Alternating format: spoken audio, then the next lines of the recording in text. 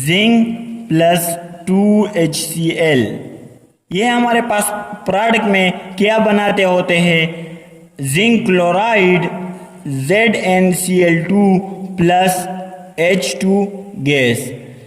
अब हमारे पास oxidation state increase और डिक्रीज कैसे होते हैं, इसको हम अभी डिस्कस करने वाले हैं। यहाँ पर जिंक का ऑक्सीडेशन स्टेट हमारे पास 0 है, क्योंकि जिंक हमारे पास फ्री स्टेट में मौजूद है। फ्री स्टेट का मतलब क्या होता है कि ना जिंक ने इलेक्ट्रॉन लूज किए हैं और ना जिंक ने इलेक्ट्रॉन गेन किए हुए हैं और ना जिंक ने इलेक्ट्रॉन शेयर किए हुए हैं। तो फर्स्ट रूल के मुताबिक यहाँ पर हमारे पास जो भी एलिमेंट होगा, जब वो ना इलेक्ट्रॉन को शेयर करता है और ना इलेक्ट्रॉन को गेन करता है और ना इलेक्ट्रॉन को लूज करता है, तो इसका ऑक्सीडेशन स्टेट हमारे पास 0 होता है। प्लस 2HCl, यहाँ पर हाइड्रोजन का ऑक्सीडेशन स्टेट क्या है और क्लोरीन का ऑक्सीडेशन स्टेट हमारे पास क्या है। तो यहाँ पर दो हमारे पास हाइड्रोजन क्लोराइड है। हाइड्रोजन के आउटर मोस्ट शेल में 1 इलेक्ट्रॉन है, क्लोरीन के आउटर मोस्ट शेल में 7 इलेक्ट्रॉन मौजूद है। इसको अपना ऑक्टेट कंप्लीट करने के लिए 1 इलेक्ट्रॉन की ज़रूरत है। हाइड्रोजन को भी अपना डुप्लेट कंप्लीट करने के लिए 1 इलेक्ट्रॉन की ज़रूरत है। तो ये दोनों क्या कर लेते हैं, अपने आउटर मोस्ट शेल का एक इलेक्ट्रॉन शेयर करके कोवेलेंट बॉन्ड बना लेते हैं। तो यहाँ पर हमारे पास क्लोरीन भी स्टेबल हो जाता है और हाइड्रोजन भी हमारे पास क्या हो जाता है, स्टेबल हो जाता है। इसका डुप्लेट कंप्लीट हो जाता है और इसका ऑक्टेट कंप्लीट हो जाता है। लेकिन चूंकि क्लोरीन की इलेक्ट्रोनेगेटिविटी हमारे पास ज़्यादा है, तो ये शेयर पेयर इलेक्ट्रॉन को अपनी तरफ ज़्यादा अट्रैक्ट करता होता है, जिसकी वजह से यहाँ पर पार्शल नेगेटिव का चार्ज आता है और यहाँ पर पार्शल पॉजिटिव का चार्ज आ जाता है। हाइड्रोजन की वैलेंसी कितनी है, 1 है, तो यहाँ पर हमारे पास +1 इसका ऑक्सीडेशन स्टेट है। क्लोरीन की वैलेंसी कितनी है, 1 है, तो यहाँ पर -1 इसका ऑक्सीडेशन स्टेट है। तो यहाँ पर +1 हाइड्रोजन का ऑक्सीडेशन स्टेट है और क्लोरीन का -1 है। जिंक का हमारे पास 0 है, क्योंकि जिंक हमारे पास फ्री स्टेट में मौजूद है।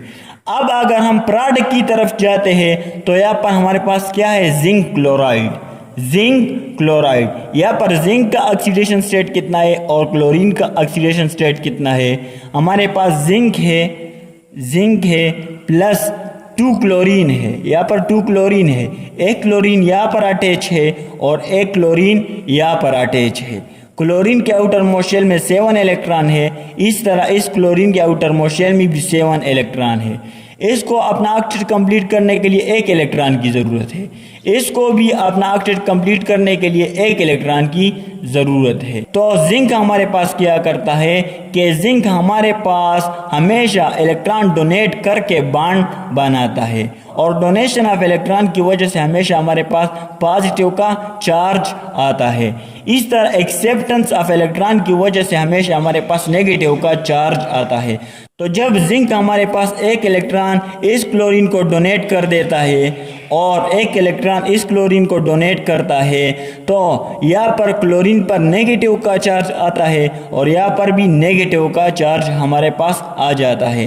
वैलेंसी कितनी है, 1 है, तो -1 आ जाता है। इसकी वैलेंसी भी 1 है, तो यहाँ पर भी -1 आ जाता है। जिंक की हमारे पास वैलेंसी कितनी है, 1 2, यानी 2 बॉन्ड्स बनाए हुए हैं, तो इसकी वैलेंसी हमारे पास 2 आ जाती है। और चार्ज किया है, क्योंकि इलेक्ट्रॉन डोनेट किए हुए तो हमारे पास +2 का चार्ज आ जाता है। तो यहाँ पर इसका ऑक्सीडेशन स्टेट हमारे पास +2 है और क्लोरीन का हमारे पास सेम है, -1 है। लेकिन हाइड्रोजन का ऑक्सीडेशन स्टेट हमारे पास +1 से 0 तक चला जाता है, 0 तक चला जाता है। अब क्यों 0 तक चला जाता है, यहाँ पर एक हाइड्रोजन भी निकल जाता है हमारे पास और दूसरा हाइड्रोजन भी निकल जाता है। अब इसको भी अपना डुप्लेट कंप्लीट करना है, इसको भी अपना डुप्लेट कंप्लीट करना है।